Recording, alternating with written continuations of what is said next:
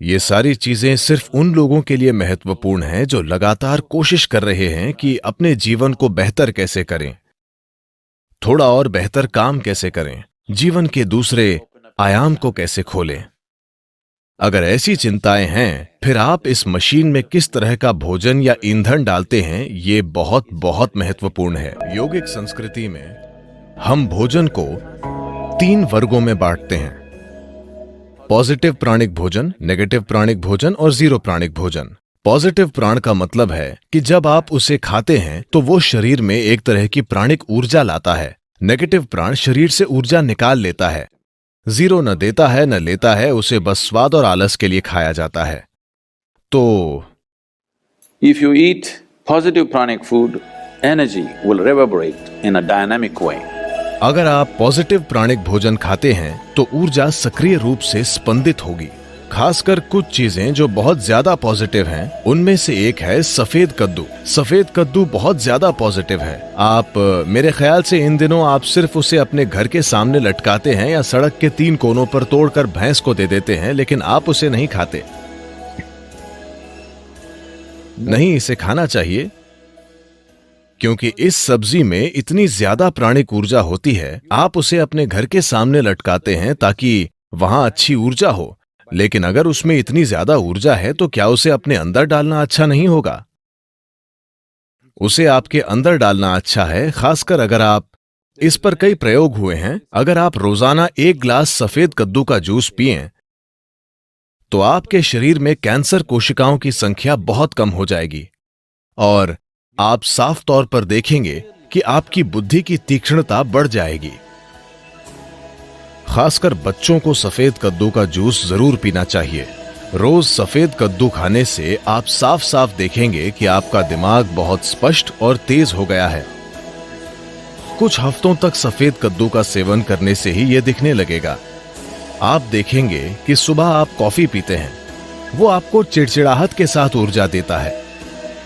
आप 1 गिलास सफेद कद्दू का जूस पिएं, वो आपको जबरदस्त ऊर्जा देगा। साथ ही वो आपको बहुत बहुत शांत भी रखता है। आप उसे जितना पी सकें उतना पीना चाहिए।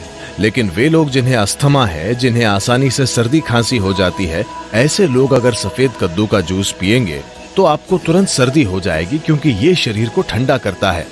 अगर ऐसी समस्या है तो ऐसे लोगों को हमेशा सफेद कद्दू के जूस में थोड़ा सा शहद या काली मिर्च डालकर पीना चाहिए।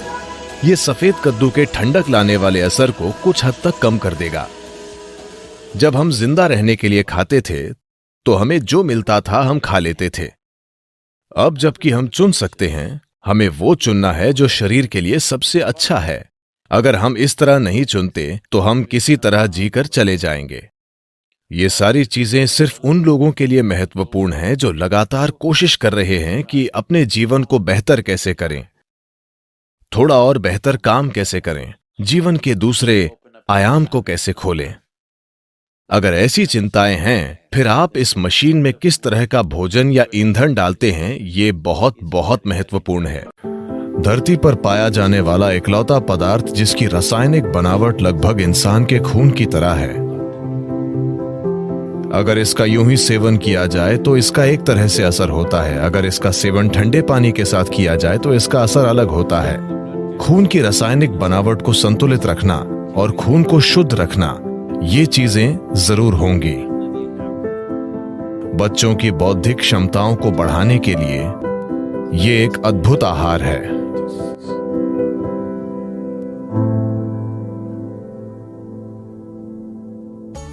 शहद उन सबसे अच्छी चीजों में से एक है जिनका आप सेवन कर सकते हैं। मानसिक स्थिरता, शारीरिक खुशहाली, जीवन शक्ति, इन सभी चीजों को काफी हद तक बढ़ाया जा सकता है सिर्फ रोजाना शहद के सेवन से।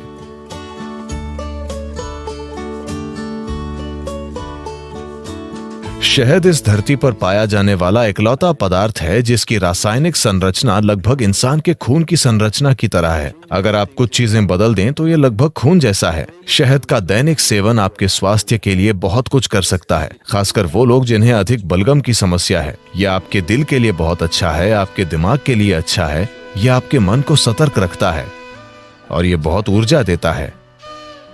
तो हर दिन शहद का सेवन बहुत कुछ कर सकता है। खासकर अगर आपके बढ़ते बच्चे हैं तो उन्हें रोज शहद का सेवन करना चाहिए। ये उनकी बुद्धि और हर तरह के विकास के लिए बहुत कुछ करेगा। सफेद कद्दू भी। सफेद कद्दू और शहद दोनों चीजें एक साथ मिलकर बच्चों के लिए एक शानदार आहार हैं, उनकी बौद्धिक क्षमता को बढ़ाने के लिए। सभी चीजों में एक मूंगफली। मैं मूंगफली के बारे में विशेष रूप से उत्साहित हूं क्योंकि मेरे जीवन में एक दौर था जब मैंने सिर्फ मूंगफली और केले पर जीवन बिताया, बस इतना ही। क्योंकि इसमें वो सब कुछ है जो आपको चाहिए। बस भिगोई हुई मूंगफली, बस इतनी मूंगफली रात भर भिगोकर और एक केला, मेरा पूरा दिन निकल जाता था। और पूरी तरह से सक्रिय, ज्यादातर लोगों की कल्पना से भी ज्यादा सक्रिय। इसमें आपका जीवन चलाने के लिए सब कुछ है।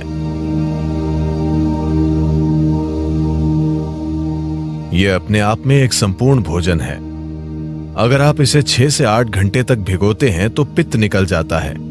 आप पित्त जानते हैं, एलोपैथिक डॉक्टर इस पर ध्यान नहीं देते, लेकिन आयुर्वेद इसी पर आधारित है। उष्ण, शीत और पित्त, इससे पित्त निकल जाता है। और इस भीगी हुई मूंगफली को अच्छी तरह चबाकर खाना।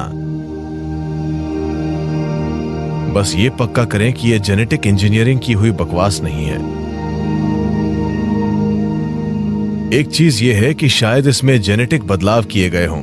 अब वो ये नहीं लिखते कि किसमें बदलाव किया गया है और किसमें नहीं। एक और चीज ये है कि आप इस हद तक फर्टिलाइजर और कीटनाशक डाल रहे हैं कि मूंगफली अब मूंगफली नहीं रही। बस ये पक्का करें कि वो ऑर्गेनिक मूंगफली हो।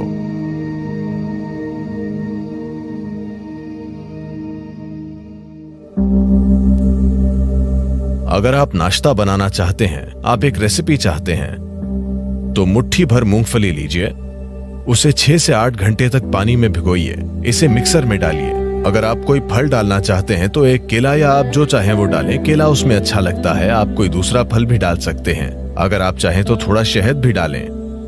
2 मिनट, शानदार नाश्ता तैयार। इसे बनाने में केवल 2 मिनट लगते हैं। अगर आप इसे थोड़ा पतला चाहते हैं तो इसमें थोड़ा और पानी डालिए और बस इसे पी लीजिए। आप इसे दलिया जैसा चाहते हैं तो इसे गाढ़ा बनाइए और इसे खा लीजिए। आप देखेंगे कि ये आपको आसानी से 4 से 5 घंटे तक ऊर्जा देगा और ये बहुत पौष्टिक है।